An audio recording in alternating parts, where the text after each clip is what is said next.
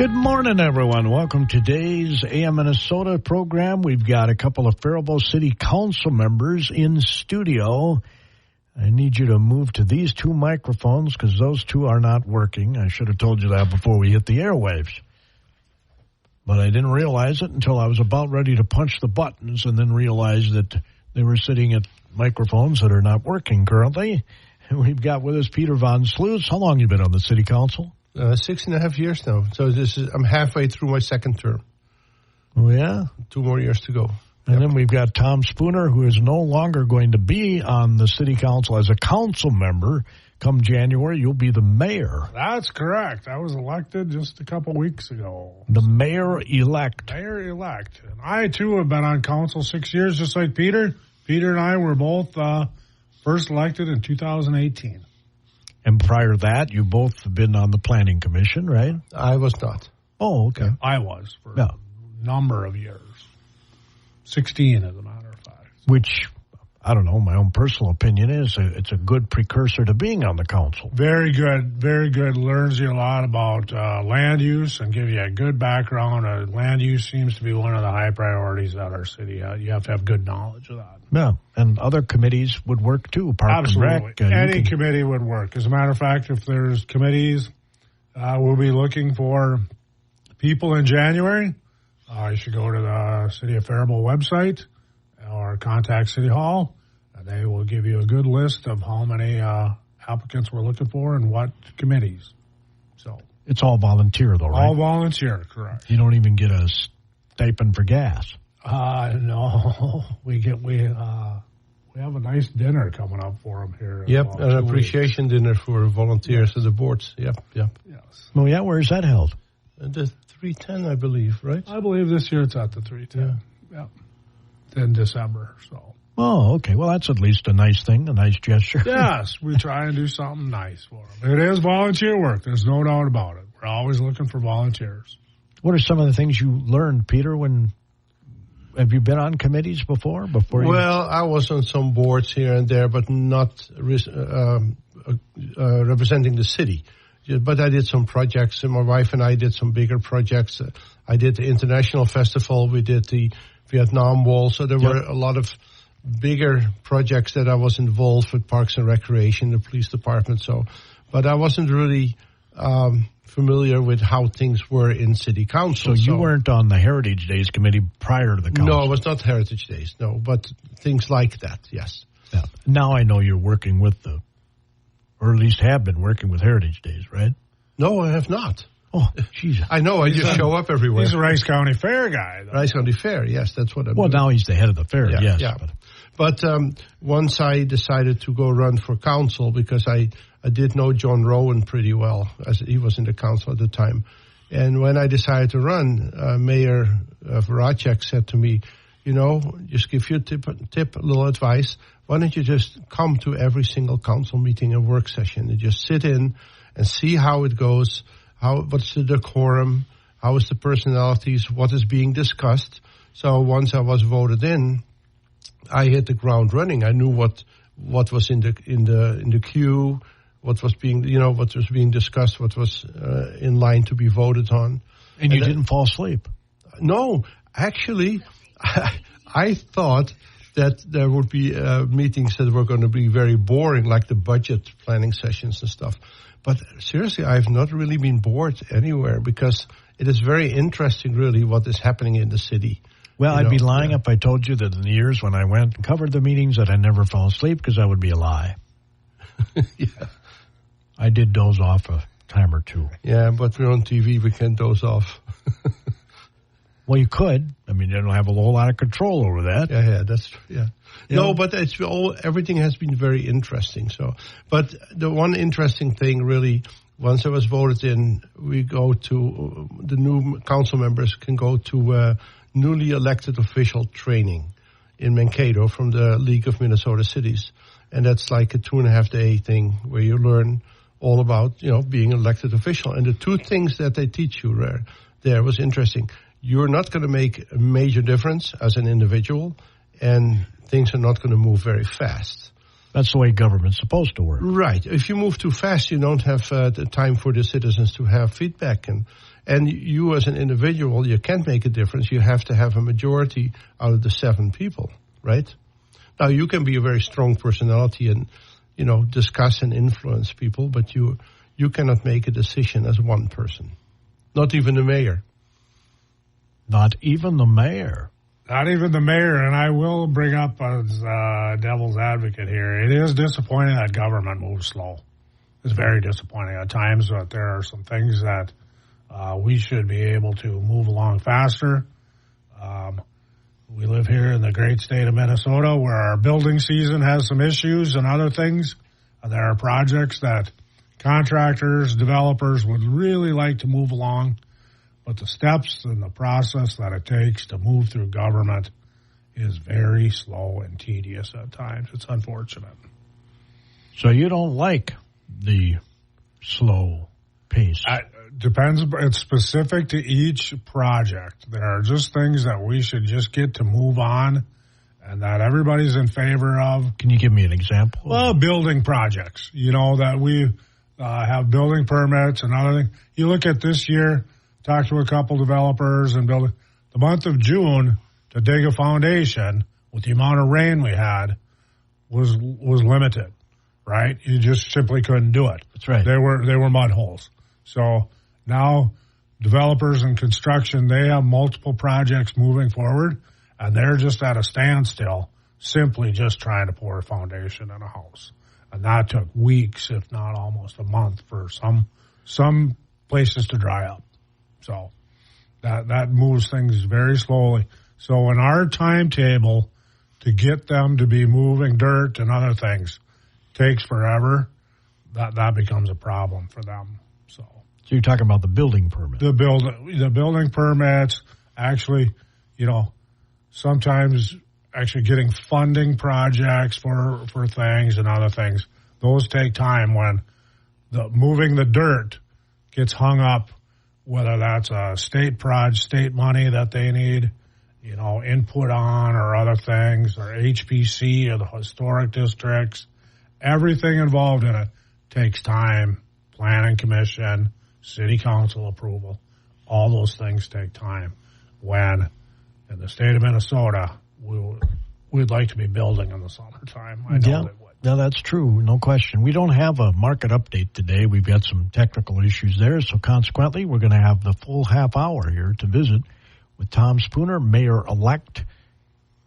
He'll be the mayor come January. Correct. And Peter Van Sluis, both are members of the Faribault City Council. What's the big issue these days, Tom? Oh, pretty much. I think we're just wrapping up the budget season now. In the December 10th will be our next, we actually have one more business meeting. Truth and taxation hearing is? What's that? Truth and taxation hearing. I believe that is come and gone. That was in the fall of your property taxes.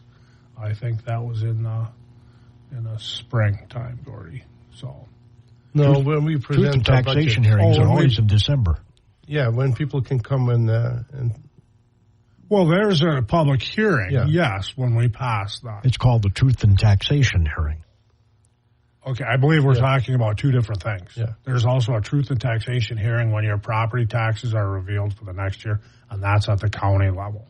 Okay, we're talking about two different things here, Gordy. No, I don't think I'm talking about something different. You have your budget hearing in December. Correct. It's called the truth and taxation hearing. Yeah, that is coming up in December. The county has one, yes, but so does the city. Yes. Okay, and the school district. And that's when we will pass our final budget, is on December 10th. December 10th. Correct. Okay. Glad we clarified that. Yes.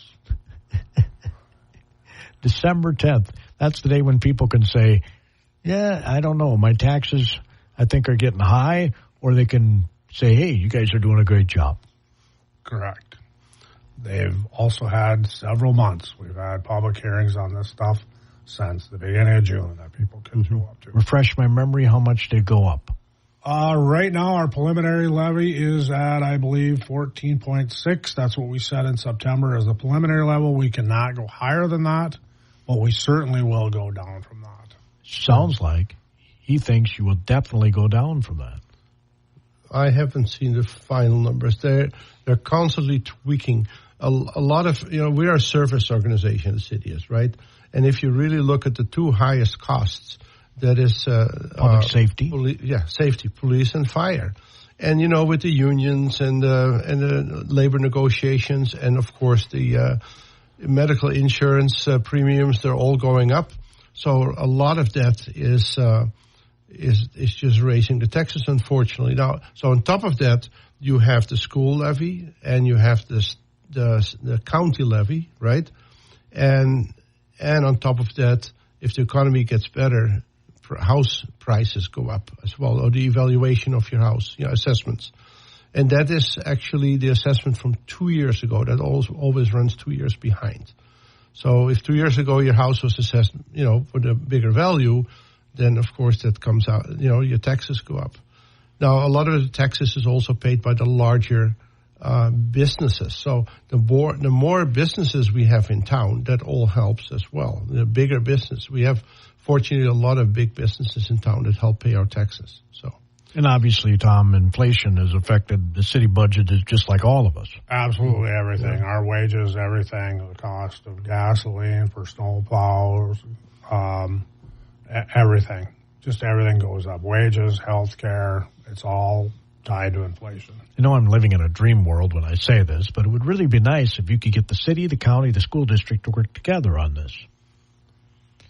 Because you have no control over what the county levies or the school district levies, and they have no control over you. And you know what I'm saying? I think you answered your own question when you said you're living in a dream world. No. I'm living in a dream world. We can't go to the county and say, well, our taxes have risen. Can you just lower it a little bit? No, I'm saying if you could work together to make the whole actually, that's a good point what you're making there. Last Friday, we had a joint session between City Council, Rice County Commissioners. John Jasinski came over. We had the school district come over. We had the EDA, the HRA. So there were like 35 people in the room, and we do that once a quarter or so. And we kind of discuss, what are we doing? What's happening in town? What's the future look like? How can we work together? And that's, that is a good point where we all know from each other what's going on. So what came out of that? We talked a lot about this is a chamber-led event, and we talked a lot about just projects like Chambers running. Talked about it's called Cradle to Careers and how we want to build a community foundation that we're increasing everything. One of the problems we have is lack of daycares, and that's just a statewide thing. That's not... these problems are not just inherent to Faribault. No, one of our other things is housing. Housing, getting quality, affordable workforce housing built here in town. That's a statewide, that's almost a nationwide problem. So even with all the apartments we built here. Well, the apartments, the moment that the apartments open up, they're 100% full. Isn't that amazing? Yeah. And we're still, 300-400 units short, even with what was built recently. And don't forget, the city doesn't build. The city makes an environment that is inviting towards developers to come in and build. And they like to build apartments, not single-family homes, because the money is in apartments for them. Weren't the apartments down here on the end of Central, weren't they a city-built apartments down? They're not no longer. That was and boy, you're going back 20 years on me, so I don't know if I'm truthful. I believe that was built by the HRA. I mean, they got out of it, and then they sold it out. Right, they no longer. Right. That's been sold for way before Peter in my time, so I would not. And the county recently approved a project out by the new law enforcement center. Yeah, 23 homes, I believe. Yep. And the first 6 are going to be built with Habitat for Humanity. They got a big state grant, and those are going to be, starter homes, affordable homes. What was it, Tom? The workforce homes. Workforce homes. That's what they call them. Yeah. Yep. So there are special rules and regulations for people. They can buy these homes with sweat equity as well. And then there's stipulations that they can't just turn around and sell it for a profit.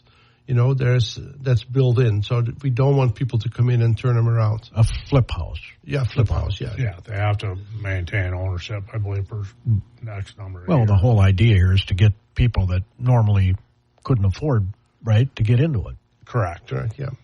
So the city and the in county, that case, the county just donated the land, basically. That is correct. I mean, they didn't put any money into it, per se. No. Well, they purchased it. They purchased the land from the city a long time ago in order to build the law enforcement center. Mm-hmm. Then they found out that they didn't need all that land, so they started to look, what can we do? And the county and the city actually worked quite close together. For instance, it's a cul-de-sac, right? But by law, the cul-de-sacs can only be this long. But so the city gave special variance to make a longer cul-de-sac. And we don't want to be difficult. We want to help. We want to work together and see it successful. So, and we worked pretty quick with them to get through all the paperwork and all the regulations. Yeah. I've never been a big fan of cul-de-sacs. How about you? No. It's nice, I think, if you live there because there's not a lot of traffic. Well, if you have an emergency and have to get out in a hurry. That's the downfall of them. That if there's an emergency and you want to get out, you're limited to one way. But if you live there and there's no emergencies, you know that the traffic coming in and out is there for a reason, right? You don't have a lot of cars coming and going. You ever lived on a cul-de-sac? No. How about you? No, I have not. I don't think I would, to be honest. I'm just, I'm not. Depends upon what house it is. Yeah, well, that might be true, too. If somebody were to offer me $1 million house on a cul-de-sac, well, I don't even know if I'd want $1 million house. I'd have to take care of it. Oh, I think I could take care of it, Gordy.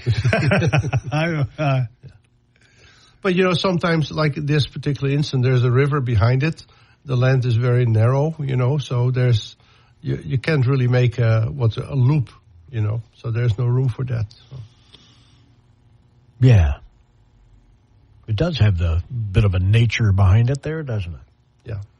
Yeah, it goes right down to the river. I believe quite a bit of that land down in there is owned by the Nature Conservancy. So that's, be a nice place to live, if you ask me.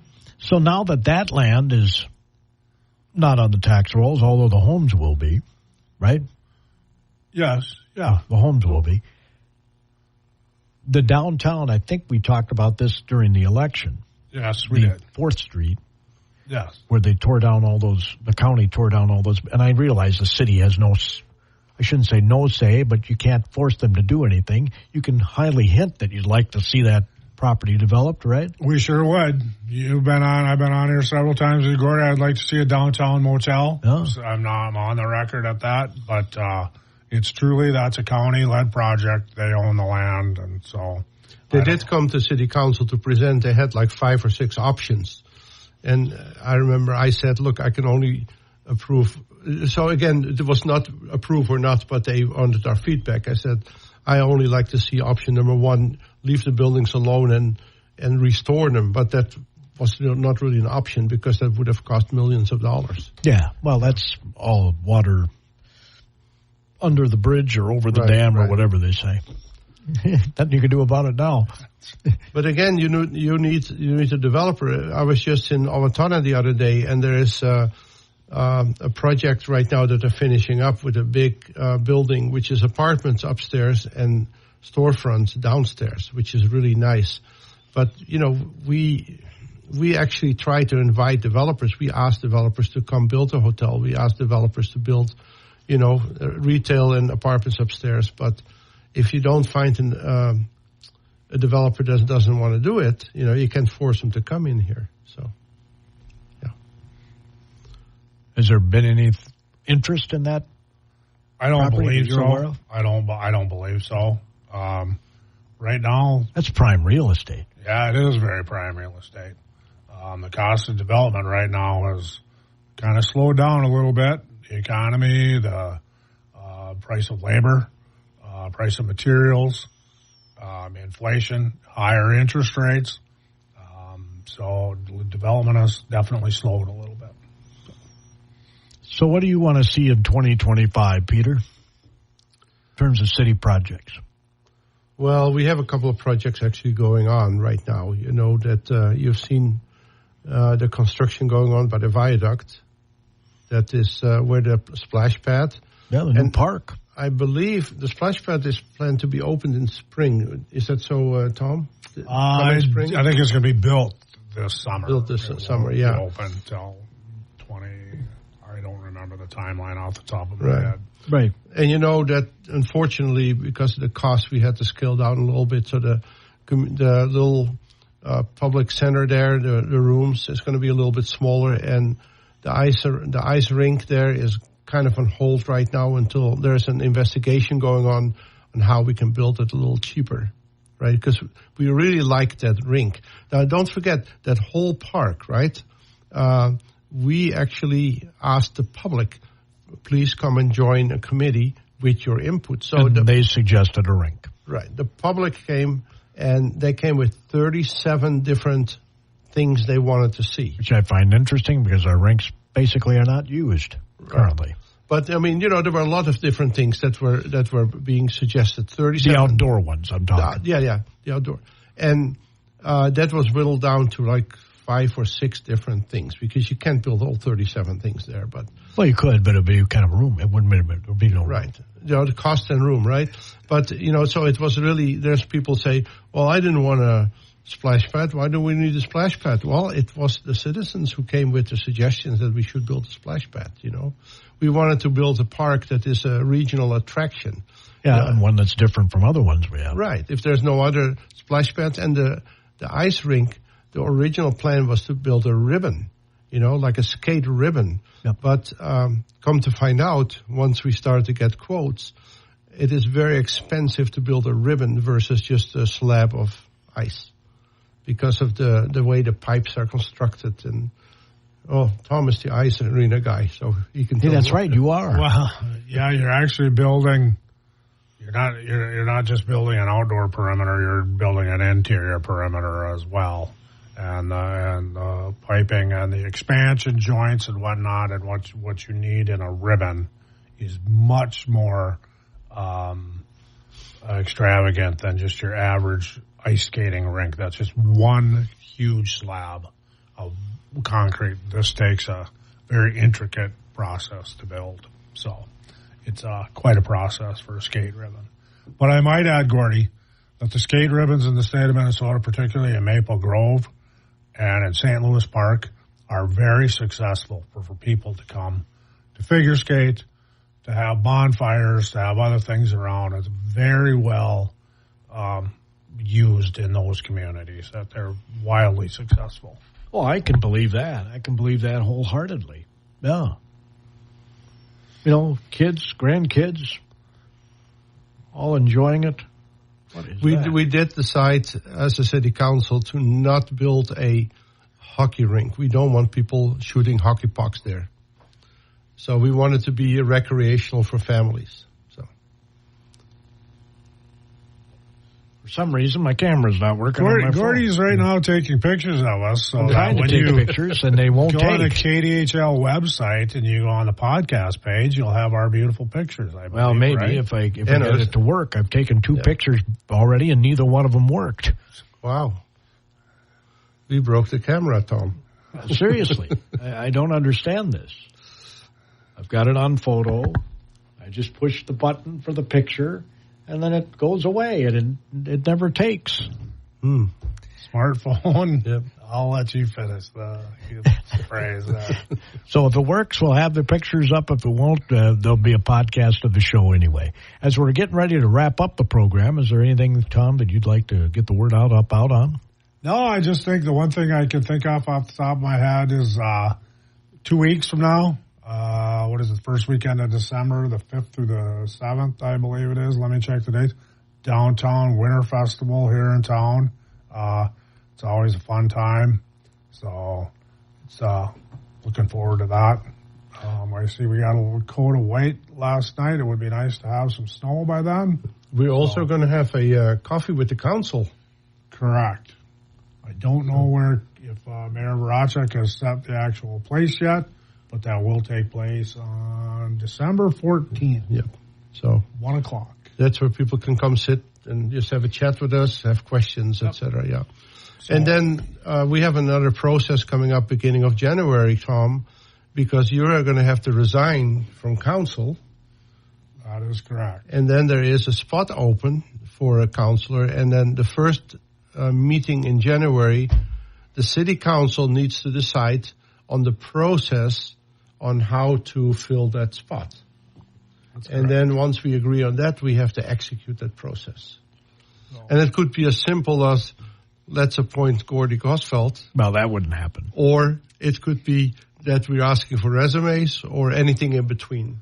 So the only criteria we have is that you can take a picture on a smartphone. And right now, Gordy, you're not not qualified. I took one of myself, no problem. But you guys, it doesn't work.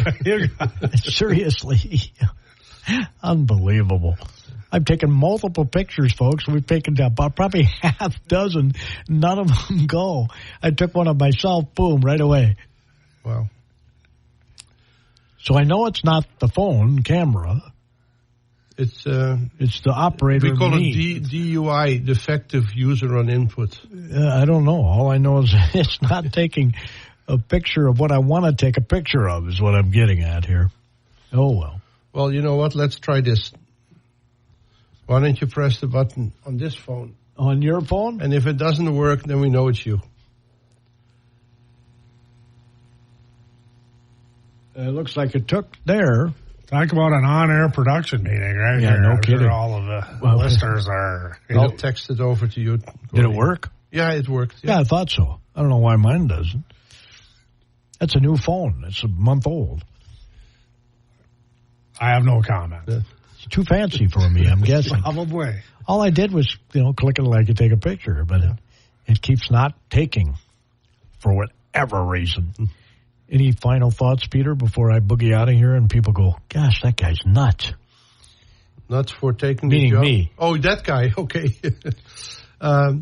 No, as I said, I got 2 more years in council. I've been enjoying it, and I implore other people to look into, becoming part of local government. I mean, again, boards and commissions, that's coming up again in January. There's openings, and that's a really good way to be part of decision-making for the city. Council members do get a wage.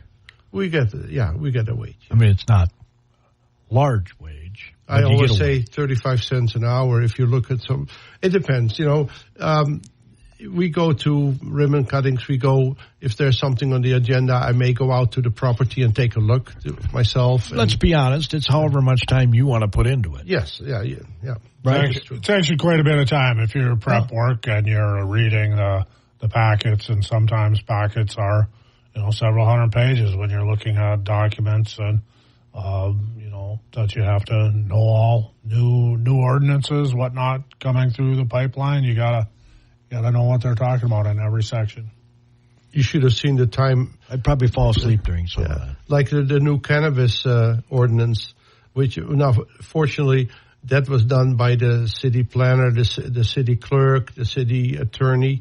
But, it comes to us and we read it and we give our inputs back. And, so there's a lot of time going through some of these ordinances. So the cannabis ordinance was just more complicated because we still don't know what the state is doing. So it keeps changing, What did you talk to Jasinski about that at that meeting? The cannabis? Yeah. No, that did not come up. Yeah. No. That was simply a city ordinance there. So what's going to happen if you don't know what the state's doing? What can you do? Well, the state has finally set their rules. That's kind of what we've been held up for. Okay. Since they passed this, I bet it's 18 months ago now. They kind of really jumped at it when they had control of the both House and Senate, to be honest with you, that they passed this with no rules and regulations and put all cities in a real bind. That's why most cities like us, Northfield, everybody, put in a moratorium on where you could sell it, where you could use it, everything. And we're finally getting to this point where we have concrete rules from the state. All right. Well, thanks, gentlemen, for stopping in today. Absolutely. Thank you for having us. Thanks, Gordy. It's too bad I couldn't get the camera to work, but it's the way it goes. Tomorrow, the police chief will be with us.